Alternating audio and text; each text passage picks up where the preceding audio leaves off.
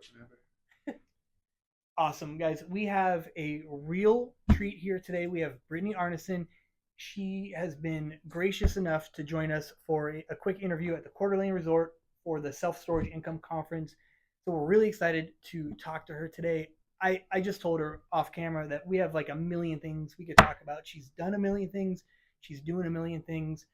But today, what we want to dive into is how she's used her personal brand, how she's built that, kind of the origin of that, to get to where she is now. So first, Brittany, thank you so much for coming on. Thanks for having me. Appreciate it. Really appreciate it. Yeah. So what we talk about is how industry experts have started or have bought or have scaled their businesses, kind of really getting into the nitty gritty. But you're a unique situation where it was it was you, like it's been you and your brand that has created the the empire that you've been building. So like how did that start? What platform and what was the origin story of that? Mm-hmm. Well, and it's funny because it has been such a huge part of my story, but I never would have seen that at the beginning. I had no idea the opportunity and the relationships and where I'm at today. I never in my life would have expected to be here. Even here at this self storage conference talking to you, it's like really cool for to see how much that's grown. But it starts like everything else, which is at ground zero, and you don't know what you're doing. And still, even to this day, I think now for my social medias is probably around 400,000 followers, probably through everything, maybe more. But in building that, I really didn't use social media at all before. So I think I was 24 when I started all this. I'm 32 now, but I was at my first real estate investing conference ever before I even knew that real estate investing was like a real job. Like, oh, people can do this full time. But I heard an ad on the radio up in Canada, and it's Scott McGilvery, who's on HGTV, and he said, real estate investors, if you want to learn, like, come to this conference. So I did do that, and I ended up paying $17,000 to be in their program, which completely changed my life. It was the best thing I ever did. And at that conference, I already owned 3 rental properties. So I was going into that at 24 years old. I had 3 rental properties, which they were like you're gonna do well. But one thing, I had a mentor kind of tell me this. He said, "You're doing so well. You already have these properties at a young age, but you're going to get to the point where you're going to need capital. You're going to need more deal flow. You're going to need all this stuff. So you have to start putting your name out there somehow, like start a newsletter." He told me to start a newsletter, a blog or something. So I did that, and I called it Little Investments on the Prairies because I was buying $25,000 houses in the middle of nowhere in the prairies of Saskatchewan. So I started this blog, sent it out to people that I met at the conference, was typing away, and same AJ, who is, founder of Self Storage Income, said on stage yesterday that he started the blog, but he's dyslexic, and I think I might be too. So I started my blog. This isn't gonna work. So I did find a different platform, which was Instagram. Mm-hmm. Never had Instagram before that, but I started posting my stuff online for my single family homes. I was posting, I found this great deal at Habitat for Humanity. I got all these kitchen cabinets for $600. Like, this is started just posting tips and stuff like that. And I was posting twice a week. That was my schedule, every Wednesday and Sunday. So I would post twice a week, make sure that I was consistent with it. And then I remember the first full year, I'm like, there's no way. I don't think I could ever get to 1,000 followers. It's going to be impossible. But eventually I did. I got to 1,000. Then I started, even when I just had a few thousand, I was tagging people like Brandon Turner, who hosted a podcast that I really liked called Bigger Pockets. So it was a very popular podcast. I had no followers, but I was listening to the episodes. And then I thought it was really important to grow my network. Mm-hmm. And so I started tagging Brandon. This is what I'm learning from you, and sharing it with my few people that I had on my Instagram. But through that, I got invited to be on Bigger Pockets podcast. And I think my following grew 30,000 people after that podcast, which was crazy. And what I didn't realize I was building is this huge base of investors, of like this deal flow that was going to come through. I didn't have any intention. My only intention was just to share advice for free, just put it out there and just be authentic to my journey and who I am and the hardships and everything that was going wrong all the time, which it always does.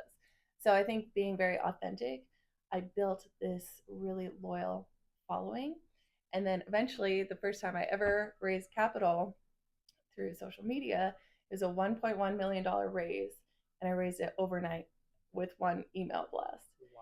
And it blew my mind. I'm telling you guys, I never thought that that would be possible. And I never expected to be able to have this, you know, incredible thing that I was building over time. And it's so much work and it feels like a full-time job, but it really made a huge difference as an investor. And it doesn't have to be hundreds of thousands of followers either. It can be like you have really good quality people on your page. That's all it could take. It only takes a few. It could be 100, and then you have 2 investors in there, and then that funds your deal.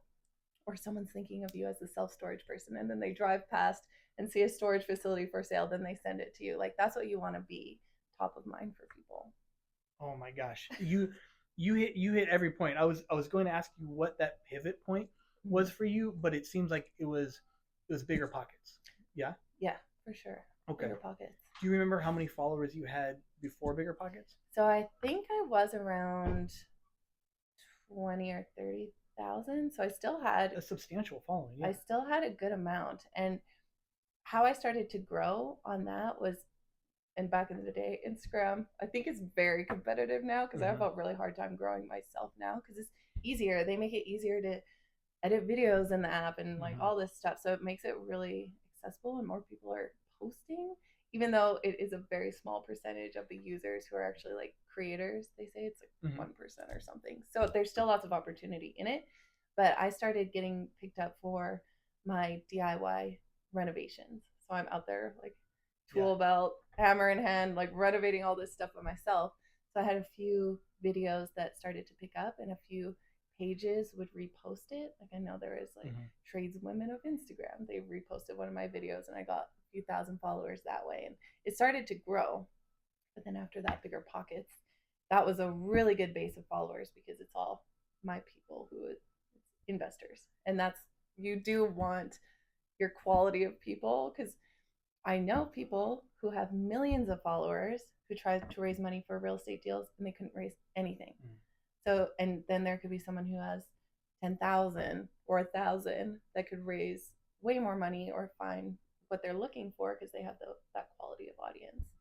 And it's a testament to how well you engage with your followers as well. Like you're at these events, you're at these conferences, like you swung by our table and just like started chit chatting with us, and I threw a Hail Mary and pitched this podcast. You engage with your followers, and you're not just like a poster and a ghoster, right? And I think that is a big thing as well, and maybe why larger followings aren't able to raise that money because they don't have the 1,000 true fans, as they say, right? Yeah, exactly. I want to be very considerate of your time. I know we had a quick slot right here, but if you were to if you were to start now, like somebody's getting into anything, let's say real estate, somebody's getting into real estate now and they want to build their brand and leverage that influence like you have, how would you do it now? Yeah, so I would have a very specific idea of what you want your outcome to be and then base your postings around that. So if you are really wanting to be a self-storage investor, like that's what your messaging has to be. You have to be very clear. So I know it can, and this is hard for even me because I do so many different things, but I've noticed the more I stray away, the more confusing it can be. And then it's really important to stick to that thing and have like this desired outcome. So you're doing everything with intention. And then most people, like I'll give props to Christine because she's standing over here and she's in our membership program. And something that I will say most people don't do is post and then tag like whoever it is. If it's Brandon Turner that you're listening to, if it's an author, if it's whoever, I always like harass everybody. And I always post about whatever it is and then tag them. And then maybe I'll reshare Christine's post and then maybe someone will see her page and then they'll go follow her and then connect with her. And so it's all just this whole network of things. But the more you do it, and the more you're just consistent and doing it, like just do one thing every single day. Be very consistent.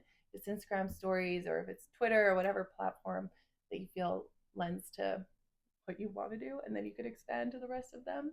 Like podcast is great. YouTube's amazing. There's so many great ways to do it, but just that consistency truly is the most important thing.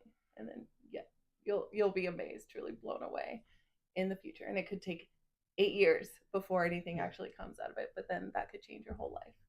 And it has for you. You're doing it. You've done it. It's really cool. Mm-hmm. Yeah, seriously, so thankful that you took the time to talk to us. You're easy to get a hold of, but if anybody doesn't know you, where can they get a hold of you? Yeah, at InvestorGirlBrit or BrittanyArneson.com. And yeah, hopefully in the self-storage community because they're so awesome. Awesome.